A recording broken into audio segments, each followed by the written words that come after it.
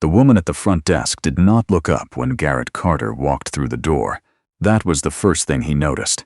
Not the chandelier, not the marble floors, not the arrangement of white orchids on the center table that someone had placed there to suggest a certain kind of welcome. He noticed that the woman behind the desk was looking at her screen and had decided before he reached the counter that he was not worth the interruption.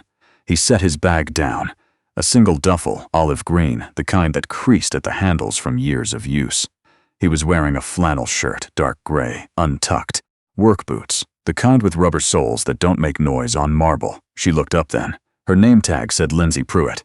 She was perhaps 26, with a practiced smile that arrived precisely 1 second too late to be real. "Checking in," she said. "Carter," he said. "Garrett Carter," she typed. Her expression did not change, but something in the set of her shoulders did. A small tightening, the kind that happens when a person's expectations and a screen's information fail to align. "I'm showing a reservation under that name," she said carefully. "But I want to make sure we have the right Pemberton suite," he said. 4 nights. She looked at him again. He could see her doing the arithmetic, the flannel shirt, the worn bag, the boots, against the number that suite cost per night. The math didn't satisfy her. "Of course," she said. "Can I see a card and ID?" He handed them over. She examined the ID the way a person examines a document they're hoping will contain a disqualifying error. It didn't. She handed it back without comment. "Is someone bringing the rest of your luggage?" "This is it," he said. She processed the key cards with a small, controlled smile and slid them across the counter in a leather folder. "Enjoy your stay, Mr. Carter," she said, with the warmth of someone reading from a script they find mildly insulting. He took the folder and walked toward the elevator. He did not look back. Garrett Carter had checked into the Aldermore Hotel the same way he always did when he visited a property he was considering.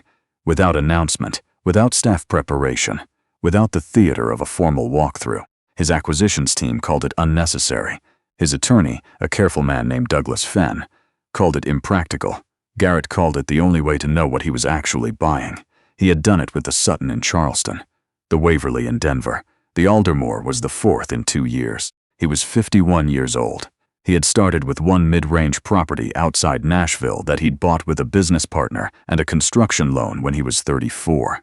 The partner left after 3 years. Garrett stayed. The property became 2, then 4, then a management company with a regional portfolio. He was not famous. He was not on lists.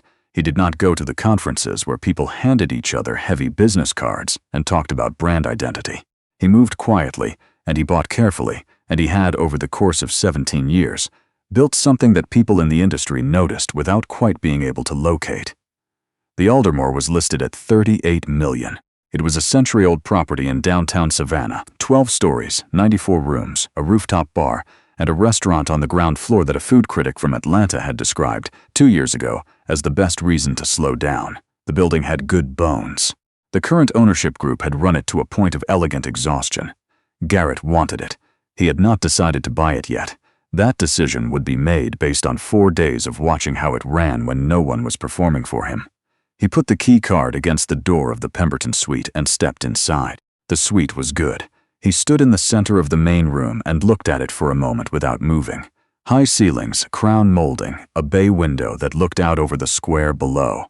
The furniture was old in the way that old things are old when people have taken care of them. He went to the window and looked down at the oaks, Spanish moss, late afternoon light. He sat in the chair by the window and opened his bag and took out a small notebook, not a phone, a notebook with a hard cover and ruled pages. He wrote the date and the room number, and then he wrote front desk. No greeting. Watch for card. Comment on luggage. He underlined the last line. He did not consider himself a man who was easily insulted. What he was a man who noticed. The front desk was the first thing every guest experienced. What happened there set the tone for everything that followed. A hotel that trained its staff to sort guests by appearance was a hotel that had a management problem, and a management problem was a problem that could be fixed, but only if you knew it was there. He knew it was there now. He closed the notebook and went to run water for a shower. At 6:30 in the evening, he came downstairs to the restaurant. He was wearing the same kind of clothes he always wore. Plain, dark, nothing that asked for attention. He had eaten at the restaurant of every property he'd visited. It was the best place to watch a staff operate under moderate pressure. The host, a young man named Trevor Osey, greeted him at the entrance with a genuine smile, the first one Garrett had received since arriving. "Just one tonight, sir?" Yes, right this way. He was seated near the back, at a small table beside the window. Not the most desirable table in the restaurant. He noted that too. His server introduced herself as Margot Wills. She was perhaps 40, with the efficient warmth of someone who had been doing this long enough to actually like it. "Can I tell you about our specials tonight?" "Please," he said. She told him about them with the specificity of someone who had tasted the food and had opinions about it. He ordered the duck, a glass of the Willamette Pinot, and a side of the stone-ground grits that had been mentioned on a food blog he'd read on the plane. The food was excellent. He ate slowly and watched the room. The restaurant was perhaps 2/3 full. The bar along the wall was busier. A Thursday evening crowd, people who had finished work and were unwilling to go home yet. The bartender, a tall man with close-cropped hair, moved behind the bar with the confidence of someone who considered his station a domain. A couple near the entrance was waiting to be seated. They had been waiting for about 4 minutes. Trevor was occupied at the back of the restaurant. No one else moved to assist them. Garrett watched the couple's body language shift from patient to aware. Another minute passed. He wrote in his notebook, "Floor coverage gap, 6:41 p.m. Host pinch point, no backup trained or empowered to step in." He ordered the bread pudding for dessert because it had come recommended. Margot brought it with a small apology. She said the kitchen had been a moment behind, though Garrett had noticed no delay. "Is everything all right this evening?" she asked. "It is," he said. "The duck was very good." She smiled with something that looked like actual pride. "It is good, isn't it? They source it locally. Farm about 30 minutes outside the city." He left her a very good tip and went back upstairs. The next morning he came down at 7:15. The breakfast service in the restaurant was being managed by a man named Kevin Ford, the shift supervisor. Garrett knew his name because it was on the small placard at the host stand. He did not yet know anything else about him. He ordered coffee and eggs and watched Kevin Ford manage the morning. Kevin Ford was not good at mornings. He was perhaps 30, broad-shouldered, with a manner that was confident in a way that had not yet been tested enough to know if it was the durable kind.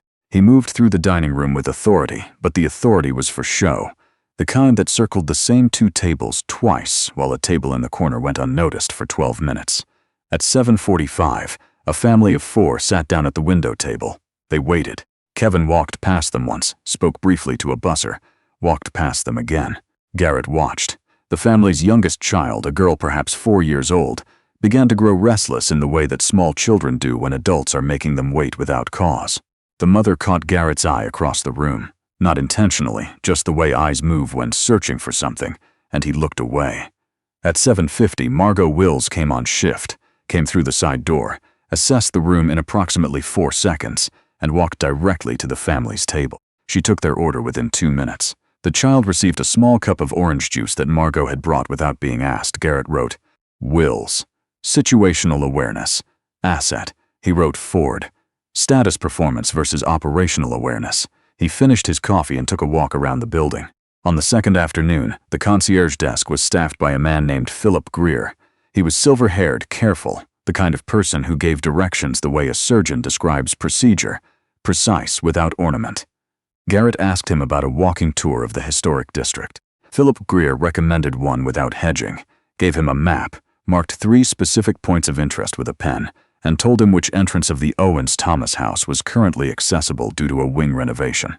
"The side door," he said. "They don't always mark it well. Go to the side door." It was the most useful thing anyone on staff had said to him in 2 days. That afternoon, walking along the river, Garrett called Douglas Fenn. "How does it look?" Douglas asked. "The bones are what they should be," Garrett said. "Management is inconsistent. Front desk is a problem. Supervisor on morning breakfast is a problem. Concierge is excellent. Restaurant floor has gaps in coverage protocol, fixable. The structural issues are fixable. The training culture takes longer." He paused. "I need to see how they handle a difficulty. Define difficulty. Something that doesn't go as expected. Something that requires the staff to make a judgment call without a manager." Douglas was quiet for a moment. "You're not going to manufacture one." "I never do," Garrett said.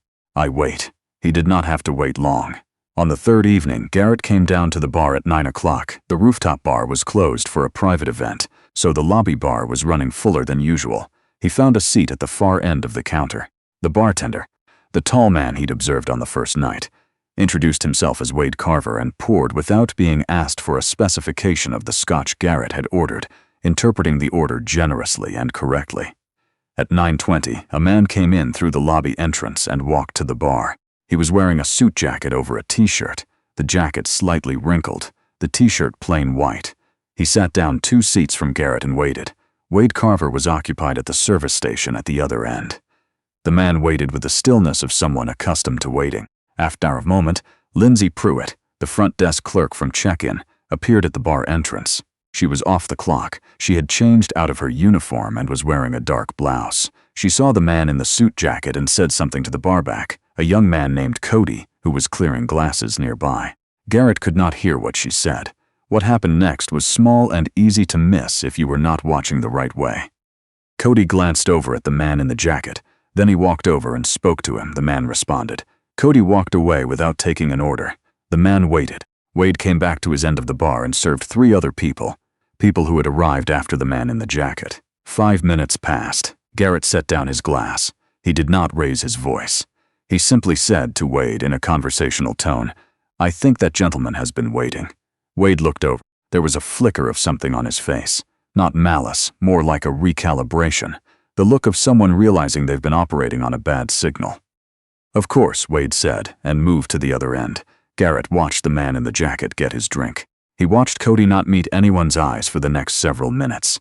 He watched Lindsay Pruitt take a seat at a table with 2 friends and not look toward the bar at all. He finished his drink and went upstairs. He sat at the desk in the suite and opened the notebook to a clean page. He wrote for about 20 minutes without stopping. He wrote what he had seen across 3 days. Every gap, every small failure of attention or judgment, every moment where the hotel's stated identity and its actual operation had diverged. He also wrote what the hotel had done right: the concierge, the restaurant food, the housekeeping, which had been thorough and unobtrusive, Wade Carver most of the time, Margot Wills consistently. He closed the notebook. He thought about the price, $38 million, and about what it would require to bring the management culture to where the building deserved to be. He thought about the couple waiting to be seated Thursday evening, and the family's child sitting quietly while Kevin Ford walked past their table twice. He thought about the man in the jacket waiting at the bar while people who came in after him were served first, because someone off the clock had whispered something to a barback. He thought about Lindsay Pruitt looking at her screen when he came through the door, having decided before he reached her counter that he was not worth the interruption. The decision did not feel like a calculation. It felt like a conclusion that had been building toward him from the day he walked in. He picked up his phone and called his acquisitions director, a woman named Renee Stolt. "The Aldermore?" Renee said. "You're sure?" "Yes. Counter at 34.5. Put it in writing tomorrow." "What changed your mind?" He looked out the window at the square below. The oaks were dark shapes in the orange light of the street lamps. The Spanish moss moved a little. "Nothing changed my mind," he said. "I was already looking for a reason not to. I didn't find one." He ended the call and sat there for another moment. Then he picked up the room phone, not his cell, the actual room phone, and asked to be connected to the duty manager. A man answered. "This is Colin Fay, duty manager. How can I help you, Mr. Carter?" "I'd like to arrange a brief meeting tomorrow morning," Garrett said. 8 o'clock, if that's possible, in the lobby, with you, the general manager, and whoever is responsible for front desk and bar operations." There was a pause. "Of course," Colin Fay said carefully. "May I ask the nature of the meeting? I own the building," Garrett said, "or I will by end of business tomorrow. I thought it was only polite to introduce myself." The silence on the other end lasted 3 full seconds. "I'll make the arrangements, Mr. Carter," Colin said. "Thank you," Garrett said. "Good night." He set the phone down and opened the notebook again. He did not write anything. He simply looked at the pages, 3 days of observations, 12 pages in his small, clear handwriting, every detail recorded without heat. He had seen enough. At 8 o'clock the following morning, Garrett came downstairs in the same clothes he'd worn every day. Flannel shirt, dark trousers, the work boots with the rubber soles. He carried the notebook and nothing else. They were waiting for him near the concierge desk. Colin Fay, who was a thin man with careful eyes and who had clearly not slept much. A woman who introduced herself as Helen Marsh, the general manager, mid-50s composed, with the look of someone running scenarios in real time. A man named Dennis Culler, who oversaw front desk operations and who was sweating lightly in a way that he was trying not to show. There was no one from bar operations. Garrett noted this without comment. He shook their hands. He thanked them for the meeting. He asked if there was somewhere they could sit. They went to a small conference room off the lobby. Someone had arranged coffee and glasses of water and, slightly inexplicably, a small bowl of wrapped mince. "I'll be direct," Garrett said once they were seated. "I've been staying here for 3 nights. I came without announcing myself because I find it's the only way to see a property clearly. I want to tell you what I've seen." He opened the notebook and walked them through it methodically. Not as an accusation, as a report. The front desk issue on arrival. No greeting, the delayed attention, the comment about luggage. The coverage gap in the restaurant Thursday evening. Kevin Ford's management of the breakfast floor. The incident at the bar the previous night. The wait, the order in which guests were served, the role of the off-duty employee. He spoke without anecdote. He reported what he had observed and when he had observed it. Helen Marsh listened with her hands flat on the table and her face very still. She was not, Garrett could tell, a person who had been unaware that problems existed. She was a person who had been managing around them with insufficient authority to fix them. Dennis Culler had stopped sweating and had gone slightly pale. Colin Fay was writing notes. When Garrett finished, the room was quiet for a moment. "I want to be clear about something," Garrett said. "I'm not raising this to cause difficulty for individuals. I'm raising it because the Aldermore is a genuinely good hotel that is underperforming in ways that are addressable. The building is excellent. There are staff members here who are exceptional. I'll give you names in writing. The management systems are where the work needs to happen." Helen Marsh said quietly, "I appreciate the directness. I have one more thing," Garrett said. He reached into the notebook and took out a single sheet of folded paper, a printout he had prepared that morning in his room before he came downstairs. He set it on the table and slid it toward Helen. She unfolded it and read. Her expression did not change for a long moment. Then she looked up. "This is a letter of intent," she said. "At $34.5 million, Garrett said. My attorney will follow up with the formal offer by end of day. Assuming ownership transfers as expected, I'd like to sit down with you next week, with your full management team, to talk about transition and what I see as the path forward." He paused. "I'd like you to stay, Miss Marsh, if you're open to that conversation. I think you understand this property." Helen Marsh looked at the letter again. Then she looked at the man across the table, the flannel shirt, the notebook with its worn cover, the boots that had walked every corridor of her hotel for 3 days without anyone realizing it. "I'm open to that conversation," she said. Garrett checked out at noon, the way he always did, at the front desk, same bag, same boots, no special treatment requested or expected. Lindsay Pruitt was not working the morning shift. A young man named Chris took his key cards and thanked him with a sincerity that was simple and direct. "How was your stay, Mr. Carter?" "Very good," Garrett said. "The duck in the restaurant. Make sure you try it." The young man smiled. "I've heard." Garrett picked up his bag and walked out through the lobby and into the morning. The square was bright, the oaks lit up by the early sun, the Spanish moss hanging still in the warm air. He stood on the front steps for a moment before getting into his car. He had not come to the Aldermore looking to make a point. He had come looking for a decision. The point was only a byproduct, the natural consequence of a place that had spent years underestimating what it could be, and the people who walked through its doors, until someone who paid attention finally said so. He put the notebook in his bag. He got in the car. He had 4 days of notes, 1 signed letter of intent, and an 8:30 call with Douglas Fenn. The drive back to the airport took 18 minutes. He used the time to think about what he wanted to do with the rooftop.